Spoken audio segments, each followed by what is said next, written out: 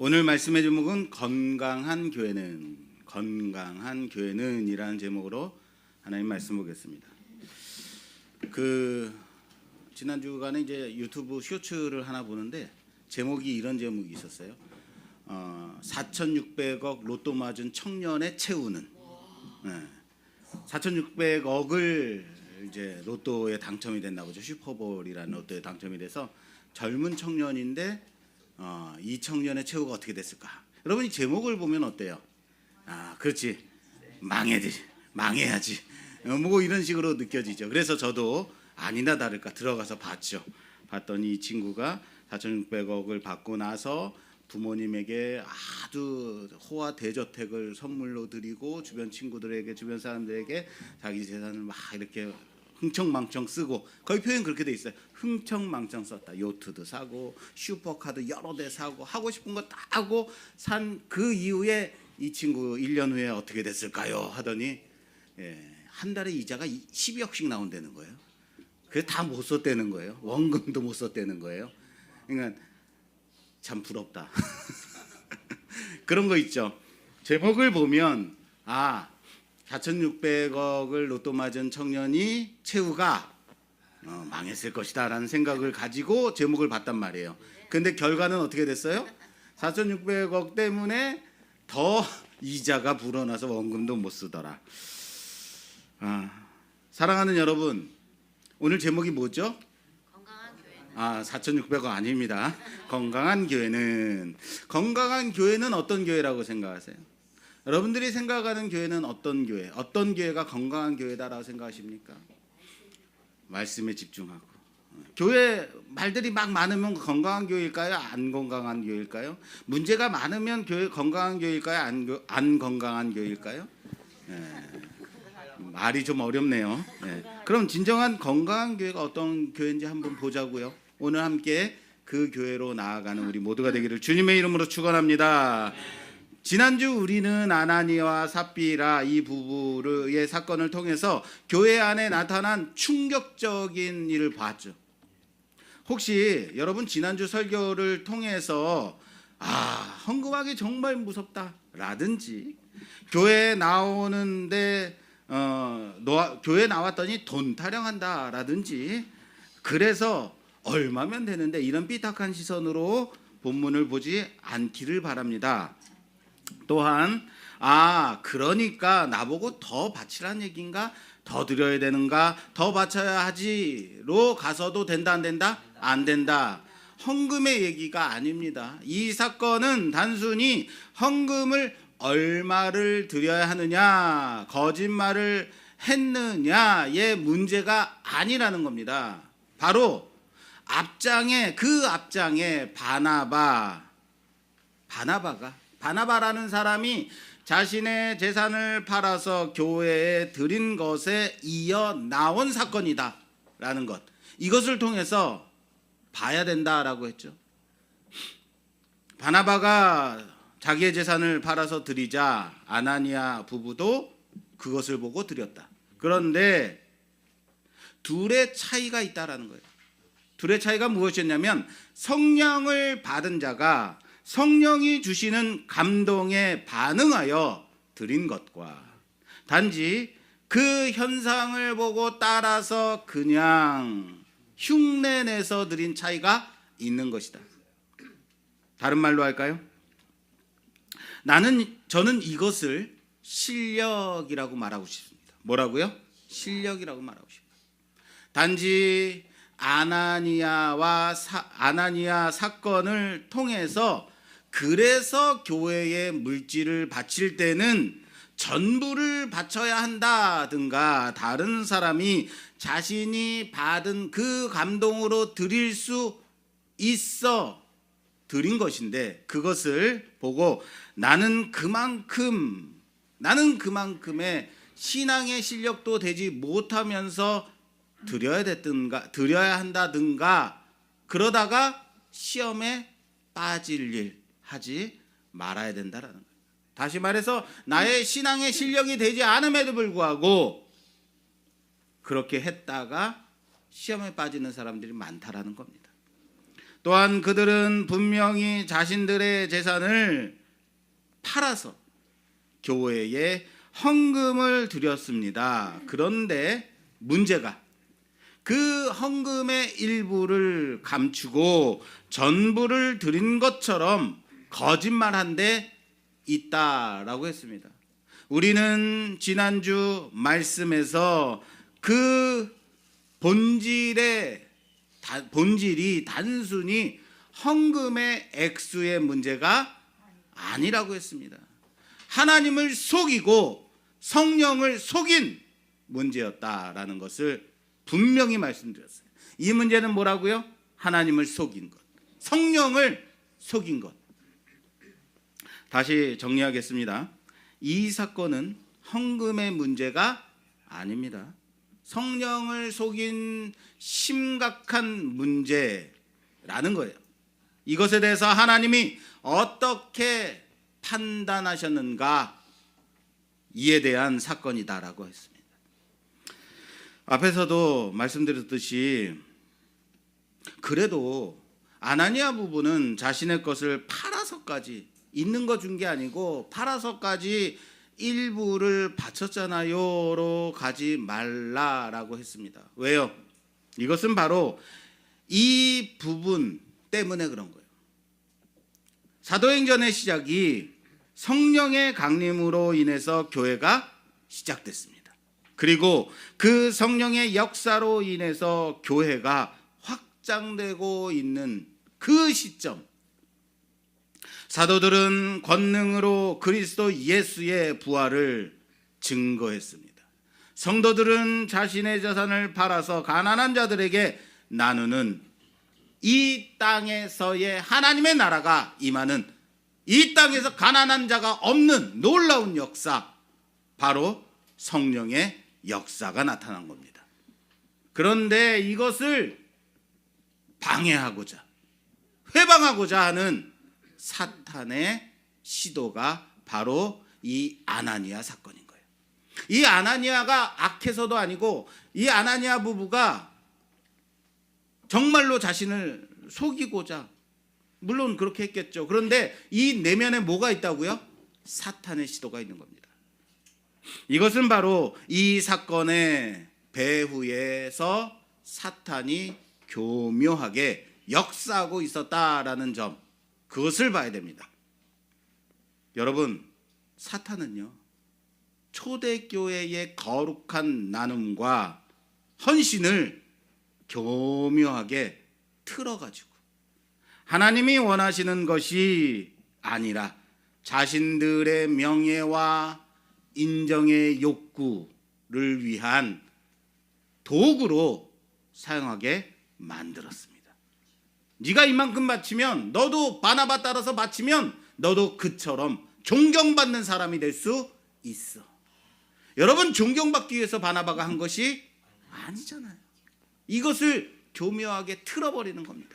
이것이 바로 사탄의 전략이라는 사실을 믿으시기 바랍니다. 본질을 비틀어서 하나님의 뜻과 반대되는 방향으로 나아가게 만드는 것. 그 결과 아나니아와 삽비라는 죽었습니다. 초대교회는 큰 충격을 받았습니다. 암만 그래도 아나니아 부부를 그렇게까지 심판하셔야만 했나요? 라는 생각 들 수 있어요. 동의하기 어려운 마음이 들 수 있습니다. 그렇다고 사람을 죽이면 그게 교회인가? 그렇습니다. 왜 이 문제가 이렇게까지 심각한 문제냐면요, 바로 성령을 속인 죄이기 때문에. 그들은 성령의 역사하심을 막아서고자, 회방하고자 사탄의 계교에 빠져서 성령을 회방한 것입니다. 이렇게 말하면 여러분, 바로 이들이 성령을 회방한 죄를 지은 거구나라고 바로 연결할 수 있을 겁니다. 예수님도 성령을 회방하는 자는 사함을 받을 수 있다 없다? 받지 못한다라고 말씀하셨으니까 이렇게 생각될 수 있어요. 그렇지만 여러분, 정확히 이 사건이 성령을 회방한 사건은 아닙니다. 바로 연결하는 것은 조금 난해한 부분이 있어요. 그러나 우리는 이런 말씀을 보면 우리 마음속에 무슨 마음이 드냐면, 내가 성령을 회방하는 죄를 지으면 어떡하지?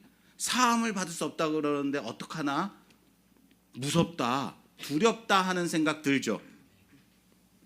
여러분, 염려하지 마십시오. 걱정하지 마. 옆에 계신 분에 인사하세요. 염려하지 마세요. 걱정하지 마세요. 왜냐면요, 내가 그런 두려운 마음이 있는 사람, 내 안에 그런 두려운 마음이 있는 사람은 결단코 성령을 해방하는 죄를 지을 수 없기 때문입니다. 여러분, 성령을 해방하는 죄에 대해서 예수님께서 경고하신 바가 무엇이냐면, 이게 중요한 부분이 이거예요. 나도 모르게 의도하지 않게 짓는 죄가 성령을 해방하는 죄가 아닙니다. 의도하지 않고 지은 죄가 아니라 성령께서 분명하게 역사하시고 그 역사를 알면서도 악의적으로, 의도적으로 거룩하고 놀라운 성령의 역사를 고의로 그 역사를 왜곡하며 사탄의 편에 서서 성령의 역사를 방해하는 것, 그것이 성령을 회방하는 거예요. 내가 알면서도 의도적으로 방해하는 것. 아시겠어요? 그래서 아나니아와 삽비라가 성령을 속였다라는 이 말이 성령의 분명한 역사를 알고도 자기들의 욕심과 위선으로 성령을 모독하고 회방하려 했다라는 것입니다. 다른 말로 해서 그들은 사탄의 편에 섰다라는 말이에요. 그래서 심각한 거예요. 그런데 여러분 생각해 보세요. 사탄이 꼭 초대교회만 그랬나요? 사탄은요, 처음부터 그랬다고요. 처음부터. 어떻게 해서라도 본질을 틀어버리고자 하는, 사탄이 제일 잘하는 일이 이런 거예요. 교묘하게 틀어버린다. 본질을 틀어서 우리로 하여금 그것을 제대로 보지 못하게 만들어버리는 것. 항상 이런 술책을 부렸다라는 것 아십니까? 하나님의 구원의 역사를 막아서려 했다라는 거예요. 성령의 역사를 방해하고자 했다는 거예요. 누가요? 사탄이 그랬어요. 언제부터요? 처음부터. 에덴 동산에서도 그랬습니다. 동일한 전략을 가지고 그렇게 만들었습니다. 하나님은 아담과 하와에게 선악을 알게 하는 나무의 열매를 따먹지 마라라고 말씀하셨습니다. 그러나 동산 중앙에 그 나무만 제외하고 모든 동산의 열매를 따 먹어도 된다, 안 된다? 된다라고 했어요. 그런데 사탄은 어떻게 했습니까? 이 하와에게 다가가서 하와에게 정말 하나님이 모든 동산 모든 나무의 열매를 먹지 말라고 하더냐라고 하나님의 말씀을 어떻게 했어요? 교묘하게 틀어버렸죠. 창세기 한번 볼게요. 창세기 3장입니다. 이 내용이 3장에 있어요. 우리 엄미숙 지사님하고 사모하고 교독으로 읽어주세요. 3장 1절에서 5절까지. 그런데 뱀이 여호와 하나님이 지으신 들짐승 중에 가장 강교하니라. 뱀은 여자에게 물어 이르되 하나님이 참으로 너희에게 동산 모든 나무의 열매를 먹지 말라 하시더냐. 여자가 뱀에게 말하되 동산 나무의 열매를 우리가 먹을 수 있으나 동산 중앙에 있는 나무의 열매는 하나님의 말씀에 너희는 먹지도 말고 만지지도 말라 너희가 죽을까 하노라 하셨느니라. 뱀이 여자에게 이르되 너희가 결코 죽지 아니하리라.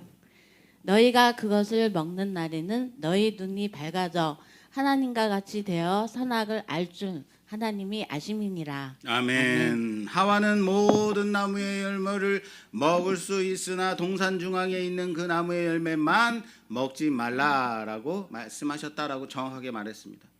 너희가 먹으면 죽을까 한다라는 것은 좀 아쉬운 부분이죠. 그러나 그것을 본 사탄, 사탄은 바로 교묘하게 속삭였습니다. 너희가 결코 죽지 않을 것이다. 그 열매를 먹게 되는 날에는 너희 눈이 밝아져 하나님처럼, 누구처럼요? 하나님처럼 선악을 알게 될 것이다. 선악과 사건은 무엇을 먹느냐, 무엇을 먹지 않느냐의 문제가 아닙니다. 우리는 단지 그렇게만 생각해요. 그것을 먹으면 된다 안 된다의 문제만 가지고 우리는 항상 거기에 넘어져요. 하나님 주실 바에는 다 주시지 그거 하나 안 주시고, 하나님이 주신 명령을 통해서 너는 너의 주권자를 알라라는 명령이에요. 선악과 사건은, 선악과 나무의 열매를 먹지 말라는 건 뭐라고요? 너의 주권자를 알라. 너의 창조를, 너를 창조하신 그 창조주를 너는 신뢰하느냐, 이 문제라고요. 사탄은 교묘하게 그것을 변질시켜 먹어도 죽지 않는다의 문제로 틀어버렸어요. 그 결과 하와는 그 열매를 먹었습니다. 아담도 함께 먹음으로 인간은 사탄의 교묘한 전략에 넘어졌습니다. 하나님의 말씀을 버리고 자신의 욕망을 따라 버렸습니다. 사탄의 본질적인 전략은 이렇게 항상 하나님을 향한 신뢰를 깨뜨리고 자신의 욕구를 향하도록 교묘하게 만들어버립니다. 사탄의 시도는 첫사람 아담에게 성공했습니다. 아담은 철저하게 실패했습니다. 그러나 두 번째 아담이신 예수님 어땠습니까? 예수님도 똑같은 사탄의 시험을 받으셨습니다. 마태복음 4장 볼까요? 마태복음 4장에 보면 예수님께서 40일 동안 광야에서 금식하신 후에 사탄은 예수님께 나와 시험을 합니다. 그 사건 함께 보겠습니다. 마태복음 4장 3절에서 10절까지 교독해 주세요. 시험하는 자가 예수께 나와서 이르되 내가 만일 하나님의 아들이여든 명하여 이 돌들로 떡덩이가 되게 하라. 예수께서 대답하여 이르시되 기록되었으되 사람이 떡으로만 살 것이 아니요 하나님의 입으로부터 나오는 모든 말씀으로 살 것이라 하였느니라 하시니, 이에 마귀가 예수를 거룩한 성으로 데려다가 성을 꼭대기에 세우고 이르되 내가 만일 하나님의 아들이여든 뛰어내리라. 기록되었으되 그가 너를 위하여 그의 사자들을 명하시리니 그들이 손으로 너를 받들어 발이 돌에 부딪히지 않게 하리로다 하였느니라. 예수께서 이르시되 또 기록되었으되 주 너의 하나님을 시험하지 말라 하였느니라 하시니, 마귀가 또 그를 데리고 지극히 높은 산으로 가서 천하 만국과 그 영광을 보여 이르되 만일 내게 엎드려 경배하면 이 모든 것을 내게 주리라. 이에 예수께서 말씀하시되 사탄아 물러가라. 기록되었으되 주 너의 하나님께 경배하고 다만 그를 섬기라 하였느니라. 아멘. 사탄이 창세기에서 첫사람 아담에게 행한 그 시험이 지금 여기서도 있는 것이 보이십니까? 이 시험의 형태가 정확하게 첫 번째 아담의 경우와 동일한 시험이라는 거예요. 볼까요? 사탄은 처음 시험에서 배고프신 예수님께 뭐라고 그랬습니까? 돌을 떡덩이로 만들어 먹으라라고 했습니다. 이 시험은 단순히 배고픔의 문제가 아닙니다. 배고픔의 문제를 해결하라는 것이 아니라고요. 그것은 예수님이 네가 하나님의 아들이라면 하나님의 뜻과 상관없이 네 자신을, 너의 능력을 사용해서 배고픔을 해결해 봐라 라는 유혹이죠. 하나님께서 공급하실 것을 신뢰하지 말고, 하나님이 먹이실 것을 신뢰하지 말고 너 자신의 힘으로 이 문제를 해결해 봐라라는 거죠. 그러나 예수님은 이 시험을 말씀으로 명확하게 거절하셨음을 믿으시길 바랍니다. 사람이 떡으로만 살 것이 아니요 하나님의 입에서 나오는 모든 말씀으로 살 것임이라. 할렐루야. 사탄은 두 번째 시험에서 성전 꼭대기로 예수님을 데리고 가서 뛰어내리라 라고 얘기합니다. 이 시험은 네가 정말 하나님의 아들이라면 말씀에 나와 있듯이 하나님께서 너를 보호하실 것이다. 하나님을 시험하여 너의 존재를 증명하라. 증명의 문제. 이것은 하나님이 진정 너를 사랑하신다면, 하나님이 너를 사랑하시는지 시험해 봐라라는 얘기죠. 교묘한 술책이었습니다. 예수님은 이 시험 또한 명확하게 말씀으로 이기셨습니다. 주 너의 하나님을 시험하지 말라. 예수님은 하나님의 그 사랑하심을 의심하지 않으셨습니다. 하나님의 보호하심과 인도하심을 시험하려 하지 않았습니다.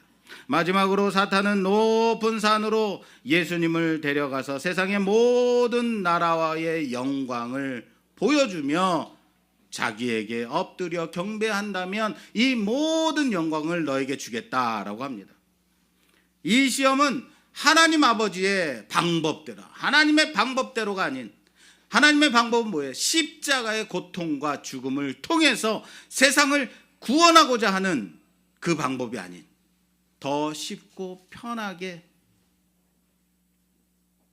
나에게 경배 한 번만 절하면 그 영광 너에게 줄게, 쉽게 끝내자고 사탄의 교묘한 유혹이었습니다. 그러나 예수님은 단호하게 거절하시면서 사탄아 물러가라. 따라서 합시다. 사탄아 물러가라. 믿으십니까? 뭐라고 말씀하세요? 오직 너 하나님께 경배하고 다만 그를 섬길지라 라고 말씀하셨습니다.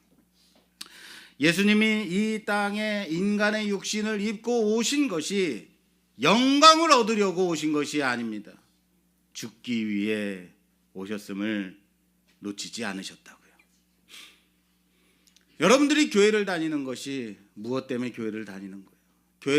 교회를 다니면서 어떤 영광을 얻기 위해서 다니시는 거예요? 여러분들의 사업이 성공하자고 다니시는 겁니까?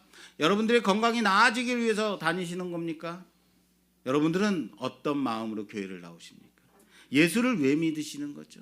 점검하십시오. 혹시 여러분들의 영광을 위해서 나온다면 그것이 바로 아나니아 사건인 거예요. 마라톤을 하는데 마라톤을 하면 어떻게 하는 코스를 따라서 달려야 돼요. 정주행해야, 그래서 완주해야만 인정이 되는 겁니다. 여기 빠르게 가는 길이 있어, 쉽게 갈 수 있는 길이 있어, 여기 있어라고 할 때 그거 좋겠다 하고 따라가면 어떻게 돼요? 망하는 거예요. 예, 완주로 인정받지 못하게 됩니다. 1년에 한 번씩 저희가 그 중구지에서 그 장애인의 날 즈음하면 남산 걷기 대회를 하게 됩니다. 여러분 그 남산 산책로가 6.4km인데 여러분 다 아시겠지만 6.4km 중간에 뭐가 있냐면 지름길로 가는 게 있어요. 거기를 질러 갔다 오면 거의 반이 줄어요. 엄청 쉽습니다. 금방 갑니다. 그래서 우리가 이제 그 6.4km를 완주하면 완주 선물을 드려요 했더니 거기를 지름길로 가시는 분들이 나오는 거예요. 그래서 완주 선물 받겠다고 달라고. 그래서 안 되겠다 해서 아이디어를 낸 것이 뭐냐면 그 지름길로 들어가는 길 그 다음에다가 스텝을 세워서 스티커를 붙여주게끔 했어요. 그랬더니 스티커를 받지 않은 것은 완주로 여기지 않겠다라고 했더니 그 다음부터 어떻게 됐어요? 예, 완주한 분들만 정확하게 그 완주한 분들만 받게 됐다라는 거예요. 부정이 사라지게 되는 거죠. 여러분 정확하게 코스대로 완주해야 그것이 영광인 거예요. 사탄은 예수님에게 첫째 아담에게 행했던 것과 동일한 교묘한 술책을 부렸습니다. 그러나 두 번째 아담이신 예수님은 이 모든 시험을 정확히 분별하고 말씀으로 이기셨음을 믿으시기 바랍니다. 첫째 아담이 실패한 그 자리에서 둘째 아담이신 예수님은 완벽한 승리를 이루셨습니다. 할렐루야. 예수님께서 보여주신 이 승리가 이제 교회의 승리의 기초가 되어야 된다는 사실 믿으시길 바랍니다. 교회는 예수님의 승리 위에 세워진 겁니다. 자, 그렇다면 이제 교회는 어떠해야 하는가? 교회도 동일한 싸움, 교묘한 시험 가운데 있다라는 것. 그 앞에 서 있다라는 겁니다. 초대교회가 세워지자 사탄은 똑같은 방법으로 시험했습니다. 하나님을 신뢰하고 성령의 능력을 따라 아름다운 나눔 공동체를 이루었던 초대교회 그 안에서 아나니아와 삽비라 부부를 통해서 교묘한 시험을 걸어왔습니다. 아나니아 부부는 자기 재산을 팔아서 헌금을 했습니다. 그러나 그것은 실력 없는 흉내내기에 불과했습니다. 그들은 성령의 충만함과 진정한 신뢰에서 나온 헌신이 아니었죠. 사람들에게 인정받고자 명예를 얻고자 하는 위선에서 나온 헌신이었습니다. 겉으로 보기에는 거저 보이고 멋져 보였겠죠. 그러나 그것은 하나님이 아니라 자신을 높이고자 하는 행동에 불과한 것입니다. 아나니아 부부는 예수님이 시험 받으셨던 것처럼 동일하게 시험 받았던 것입니다. 내게 경배하면 이 영광 너한테 주마. 성령의 능력과 은혜로 무장되어 있지 않았던 그들은 실패했습니다. 그들이 왜 실패했다고요? 성령으로 무장되어 있지 않기 때문이다. 이들의 실패는 교회의 거룩함을 위협할 수도 있었던 충격적인 사건입니다. 하나님은 당신의 교회가 거룩함 위에 세워지기를 원하셨습니다. 그래서 그것을 단호하게 끊어내도록 하신 겁니다. 성령의 단호한 대응은 교회가 세상과 사탄의 교묘한 술책 앞에서 단호히 서야 한다라는 것을 보여주는 것입니다. 사랑하는 여러분, 교회는 흉내내는 공동체가 아닙니다. 진정한 성령의 능력과 믿음 위에 세워져야 하는 공동체라는 사실을 믿으시길 바랍니다. 아나니아 사건을 통해서 교회에 큰 충격이 일어났겠죠. 베드로가 말했더니 사람이 쓰러져 죽었어요. 어마어마한 충격이죠. 그 결과 어떻게 됐는지 한번 볼까요? 오늘 본문 5장 11절에서 12절 말씀 봉독해 주시겠어요?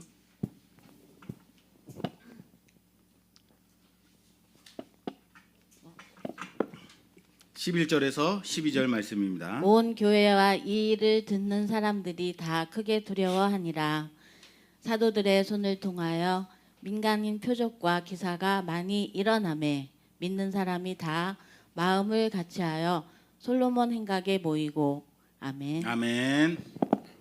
온 교회가 크게 뭐 했대요? 두려워했대요. 성경은 분명히 온 교회가 크게 두려워했다라고 하고 있습니다. 당연한 것 아닌가요? 사람이 말 한마디로 쓰러져 죽어나갔는데 두려워하지 않겠습니까? 그럼 여러분 어떻게 될 것 같아요? 와, 베드로가 한마디 했더니 사람이 쓰러져 죽었어. 그럼 어떻게 될 것 같아요? 도망하지 않겠습니까? 떠나가지 않겠습니까? 야, 여기 무서운 데네. 잘못 왔네. 그런데 우리가 함께 눈여겨봐야 할 것이 여기 있습니다. 원어 성경을 보게 되면 11절과 12절 사이에 접속사 그러나가 있습니다. 뭐가 있다고요? 그러나. 다시 말해서 이 일을 듣고 모든 사람들이 크게 두려워했다. 그러나 사도들의 손을 통해 많은 표적과 기사가 나타났고 믿는 사람이 주께로 더욱 많이 더해졌다라는 겁니다. 할렐루야. 두려움으로 인해 교회가 약해지거나 사람들이 교회를 떠나는 것이 아닙니다. 오히려 이 사건을 통해서 교회가 더욱 강력해졌다, 견고하게 세워졌다라는 뜻입니다.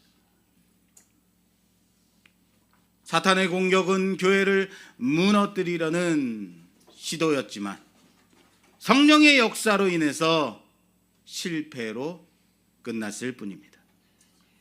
뿐만 아니라 교회는 더욱 부흥하고 하나님의 권능이 더욱 나타났다는 사실을 믿으시길 바랍니다. 하나님은 이 두려움의 사건이 교회를 더 견고하고 거룩하게 세우는 놀라운 사건으로 만드셨습니다. 어떤 교회가 부흥하고 어떤 교회가 잘 되고 어떤 교회가 칭찬받는 교회일까요? 다시 말할까요? 어떤 교회가 건강한 교회일까요? 제가 설교 서두에 여러분께 물었던 질문입니다. 건강한 교회는 아무 문제 없는, 아무 말 없는 그런 교회일까요? 그래서 초대교회는 아무런 문제가 없었던 교회, 그런 교회였던가요? 아니죠. 초대교회는 끊임없는 위기와 시험 가운데서도 도리어 성장했습니다. 더 세워졌습니다. 더 견고해졌습니다. 사도들이 투옥된 사건, 헬라파 과부들이 구제 가운데 빠졌다고 갈등이 일어난 사건, 스데반 집사가 끌려가 순교를 당한 사건, 야고보가 순교를 당하고 베드로가 옥에 갇히고 이루 말할 수 없는 문제가, 사건이, 핍박이 초대교회에 있었습니다. 제가 우리 말씀교회 청빙 될 그쯤에 이제 여러 말들이 오고 갈 때였습니다. 주변에서 말씀교회에서 오라 그랬다고? 그 말씀교회에 문제가 많던데, 말들이 많던데, 사람들이 서로 갈등이 많던데, 이런 많은 얘기들이 들렸습니다. 문제가 많고 말들이 많아, 갈등이 많아. 그러면 그래서 어쩌라고요? 그런 말들을 하는 사람들 앞에 그래서 내가 어떻게 하라고? 가지 말라고? 내가 진정으로 가고자 하는 교회가 정말 꽃길만, 목사로 하여금 꽃길만 걷게 하는 교회, 그런 교회를 내가 가고자 하는 건가? 아무 문제 없고 정말 좋은 교회만 가고자 했던가? 여러분, 그런 교회에서 왜 저 같은 목사를 부르겠어요? 안 그래요? 더 좋고 능력 있는 목사 청빙하겠죠. 사랑하는 여러분, 교회는 문제 앞에서 어떠한 스탠스를 취하느냐에 결정이 있을 뿐입니다. 어떠한 결정을 내리느냐. 여러분, 민주주의는 다수결의 원칙입니다. 그죠? 다수결의 원칙으로 결정을 해요. 100사람이 있어도 100사람의 의사가 각각 달라질 때 누가 돈이 많기 때문에 더 많은 결정권이 있고, 잘생겼고 똑똑하기 때문에 더 많은, 크고 더 많은 결정권을 갖는 것 아닙니다. 단지 한 사람의 한 표를 행사할 수 있을 뿐입니다. 그것이 민주주의죠. 그러나 이 다수결의 원칙이 항상 옳은 것만은 아니죠. 그냥 지금 우리가 할 수 있는 최선일 뿐이지 가장 이상은 아니에요. 그럼에도 불구하고 그나마 이것으로 합의하는 사회적 합의일 뿐이에요. 여러분, 그렇다면 교회는 민주주의일까요? 그래서 다수결의 원칙으로 모든 것을 결정해야 할까요? 죄송합니다. 교회는 다수결의 원칙이 아니에요.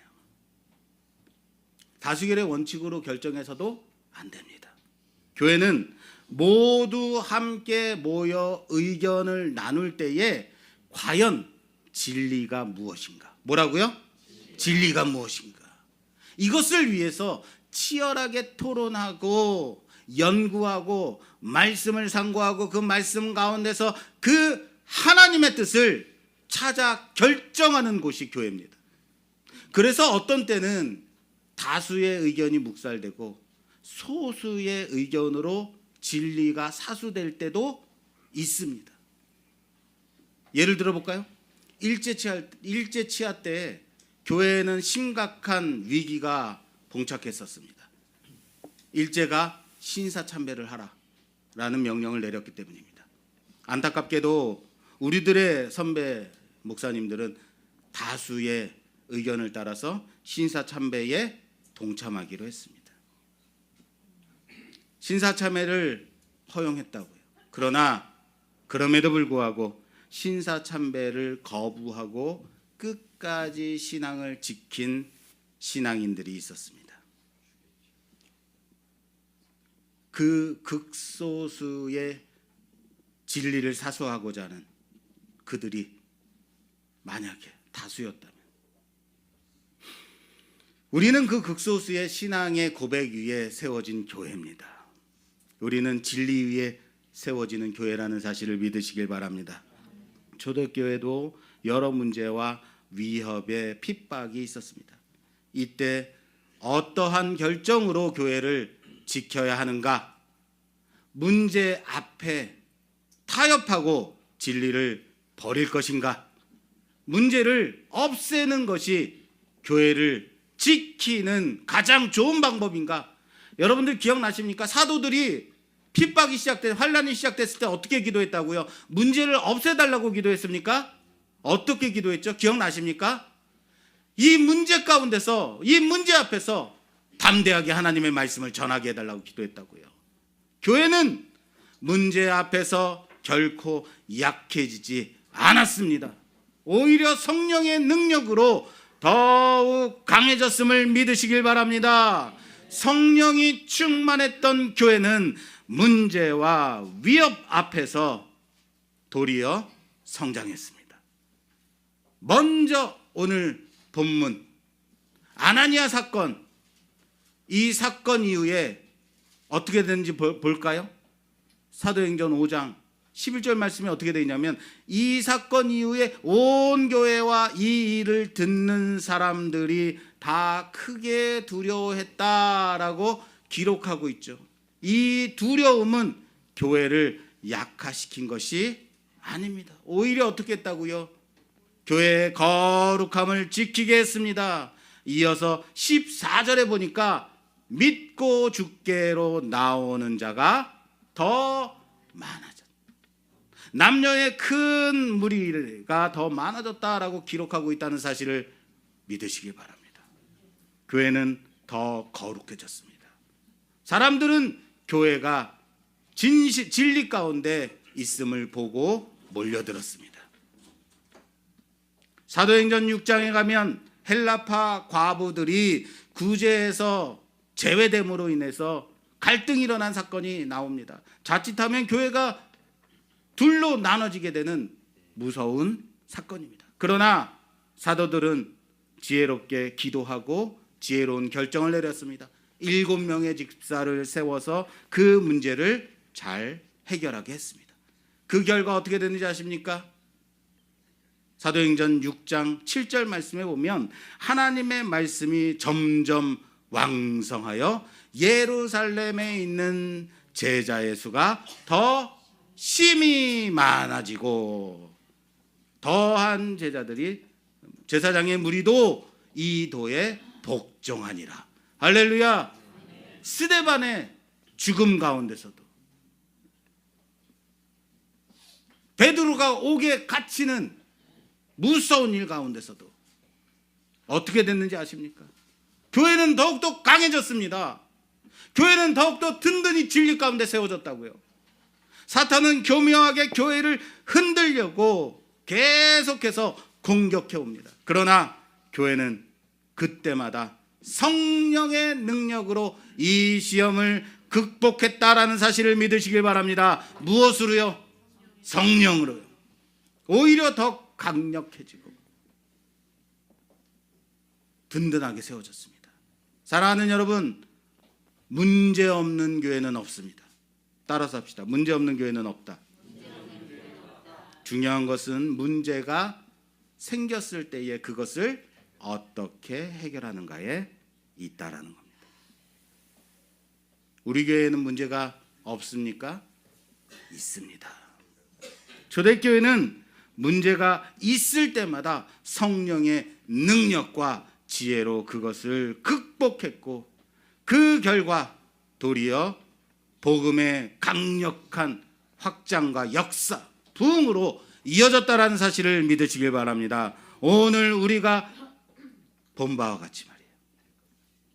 이 초대교회의 모습이 우리 교회 안에 있기를 주님의 이름으로 부탁합니다. 교회가 사탄의 교묘한 공격을 이길 수 있었던 단 하나의 이유, 뭐라고요? 성령의 역사, 성령의 충만을 임했기 때문에 이길 수 있었음을 믿으시기 바랍니다. 초대교회가 겪었던 그 문제들이 결국 더 강력한 부흥으로 연결되었음을, 오늘 우리 앞에 닥친 많은 문제들도 더 강력한 영적 부흥으로 이어질 줄 믿는 우리 모두가 되길 바랍니다. 다시 말씀드리겠습니다. 문제 없는 교회는 없습니다.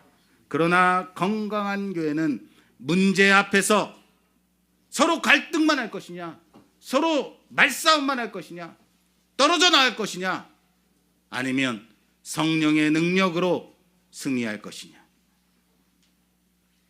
성령으로 승리하는 교회로 세워진 우리 모든 성도들 되기를 주님의 이름으로 축원합니다.